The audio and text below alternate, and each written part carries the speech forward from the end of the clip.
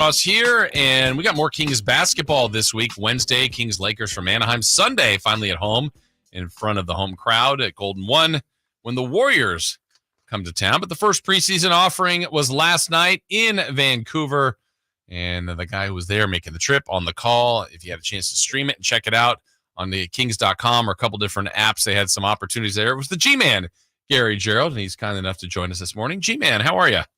Well, I'm pretty tolerable. Yeah. All things can.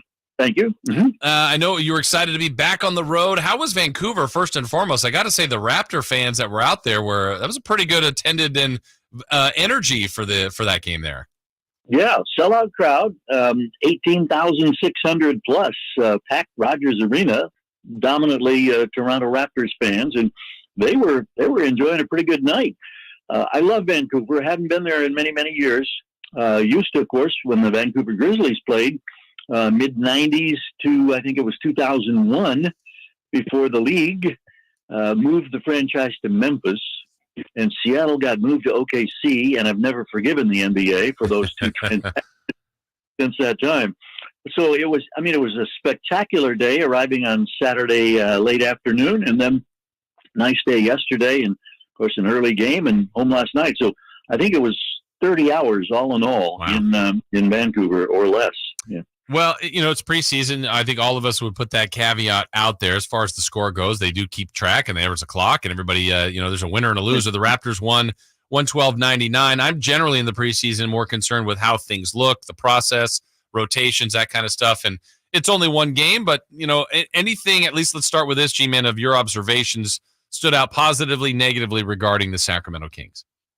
Well, it was after scoring 35 points in the first quarter, although they gave up, I think it was the last 8 to the Raptors for a tie at the end of the first quarter at 35, to score under 100 points, man, you got to make shots. We all know that. And when you shoot 39% in any league, it's tough to win. So it was disappointing that the shots didn't go in, particularly disappointing after going 4 for 10 from three-point range in that first quarter. The Kings went 6 for 35 the rest of the way. They just couldn't buy a three-point shot on a consistent basis. So missing shots, that was painful. I thought, and I think Mike Brown totally agreed, the second unit was very disappointing. They couldn't hold their own for whatever reason. And he ended up basically using 4 different units. He had 20 guys played. I think Chance Comanche was the only one on the 21-man roster who didn't see some time last night. So there were things that were of concern. And I was one of the last people off the plane when we got in Sacramento, and Coach was still at his computer, intensely just locked in, making notes and viewing things. And I'm sure that there are going to be a lot of things passed on today when the club gets together and kind of reviews last night's ball game. Yeah, I know, again, preseason, but it's plus minus. That second 5 really did get work, to your point. And I believe, G-Man, I think that's going to be a strength of this team. So that's probably what was a little surprising, that group of McGee, Duarte, Lyles, Monk, and Mitchell kind of got worked a bit yesterday. We've all talked about the great depth that we see on this roster, and to see them struggle. Malik and Monk in particular had a tough time. He was 0 for 4 in the shooting department. Chris Duarte, 2 for 9, 0 for 6 from downtown. A couple of his shots, they looked so good, high arcing trajectory. I talked to him briefly in the locker room after the game, and he's still with the utmost confidence, as shooters do. He said, they'll fall, it'll drop. It'll be there with a smile on his face. So he still believes, and, obviously you have to have that kind of faith, but you wonder, okay, how much has any confidence from the first week of training camp, and of course, several weeks for a lot of these guys being in Sacramento working together, how much has that faith or confidence been rattled, even though it is just one game? And knowing Coach Brown and the coaching staff, they'll address the concerns, but they'll have everybody in a proper frame of mind, and they'll be ready to go Wednesday against the Lakers in Anaheim. No question. All right, a lot of people, myself included, intrigued by the EuroLeague MVP, Sasha Veznkov. He's new to the Kings. He was in that third group, and in the limited minutes, His stat line's pretty good. How did he look to you in person? Well, there were a couple of times. I mean, first of all, to Darren Fox's point during training camp, he's a world-class shooter. There's no question. And the amazing quick release and spot-on targeting from deep, that was expected, but it was also great to see it come to fruition. But more than that, his basketball IQ, which I've heard so many people talk about, and just his instincts for the game and his veteran 12 years of European international experience, coming to the front on a couple of great cuts to the basket. And he's going to be a great contributor to any Sacramento Kings success. He played a little over 11 minutes, 4 of 7, including a pair of 3-pointers, made both of his free throws, had a couple of rebounds, had an assist, scored 12 points, didn't turn the ball over. All good numbers, as far as I'm concerned, from what we saw from Sasha in his first outing. Another new face to the Kings, but not to this league, is JaVale McGee. You could see some plays, G-Man, you're like, I can see where he's going to help. Had some couple of blocks. He and Monk worked pretty well in some lob and, pick and roll lob plays. What do you think JaVale McGee's fit will be with this team? I was intrigued when the Kings got him, because I'm thinking, as a rim runner and somebody who still has a lot of athleticism, even though he's 35 years old now, I think he can make great contributions backing up Sabonis, and I maintain that thought. I thought Malik Monk maybe was overly pressing a little bit, trying to find McGee and set him up, and they're gonna as they work together, that's going to be a potent combination for that second unit. So I have a lot of belief there that both of those guys are going to make terrific contributions to Sacramento. Couple of guys that we all know that they're maybe even asking more of. First, let's go to the rookie a year ago, Keegan Murray, who was so great. We saw in the California Classic, they just said, hey, you can't shoot too much, just be aggressive.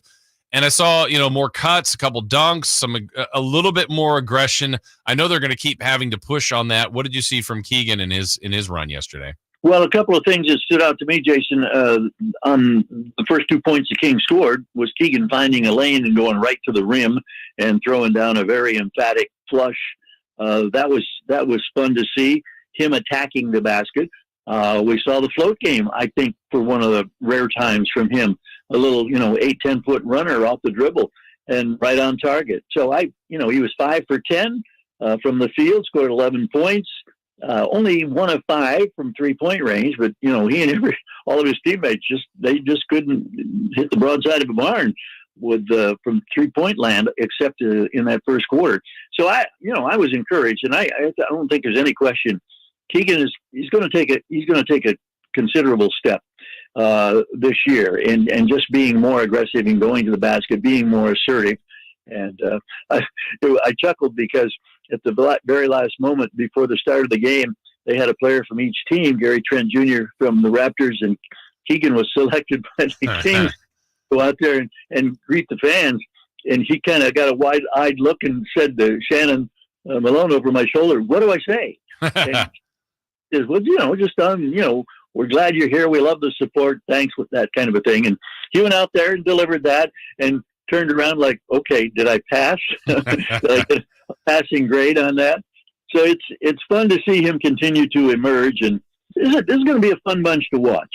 But again, I think you caution anyone. We've had the conversation, and most, I think, knowledgeable fans understand the West is loaded, and teams strive to get better during the off season. And so there were a couple of things that the Kings did not do well. Their defense, looked very much like the defense of last season. And that's not going to cut it in a tightly competitive Western Conference. So it's one game. It's a start. You have to start somewhere. So we'll see how they can build on it against the Lakers. I want to ask you about Davion, too, a guy I think that has kind of an important year ahead. He's been good. He's been good for the Kings, but I know he's worked a ton. Well, the guy just works out and never stops, but his work ethic is legendary.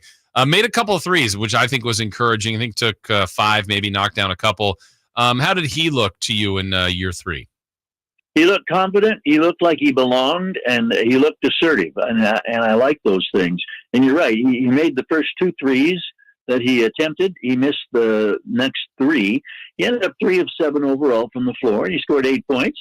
He had 3 assists, and he again defensively. I mean, I love watching him when he gets in lockdown mode, and he was working hard defensively. And that's typical Davon Mitchell.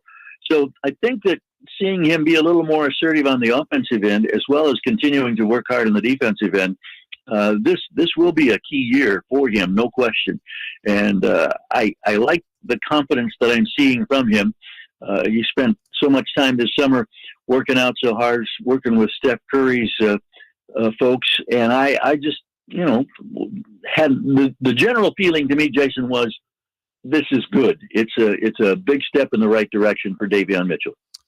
I know we've talked about this with you before, certainly with Dave as well, about one of the signs that we know this NBA season is back is when you're on the road and we get to see what you're electing to eat on the road. How was your, I think it was an Asian restaurant there in Vancouver. How was your dinner there?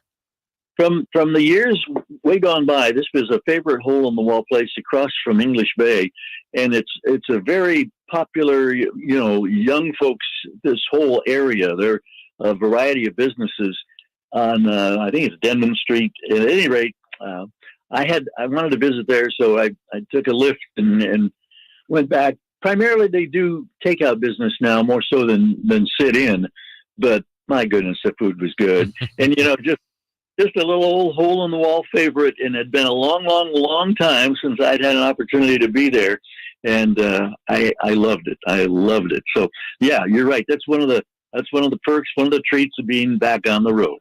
I'm not sure if you have a place in Anaheim. It's been a while, probably, since you've been down there. Do you have a favorite down there? I do not. Okay. No, I don't. I'm sure you'll find something. Yeah, there's probably a hot dog joint or something like that. Well, G-Man, we're so glad the season is back. We're glad you're back with us as well here on Sactown Sports. Look forward to talking to you, certainly for the game on Wednesday, and then everybody gets to see everybody on Sunday as the Kings finally at home. So season's almost here, and we're looking forward to it. Yeah, absolutely. No question. Great expectations. Hopefully not expectations that are too high. Hopefully they'll take steps kind of like those San Francisco 49ers. Incredible last night. That was amazing. I kept checking the score from time to time. Wow, wish I could see how dominant they seem to be in this game. But that was fun stuff. Every bit of the domination of the score was the game as well, too. So, well, G-Man, we look forward to talking to you Wednesday. Thank you for joining us, and we'll talk soon. Okay, J. Ross, a pleasure. All right, thank you. That's the great G-Man, Gery Gerould, joining us here, getting some perspective on last night's Kings and Raptors game. Of course, the Raptors did win, but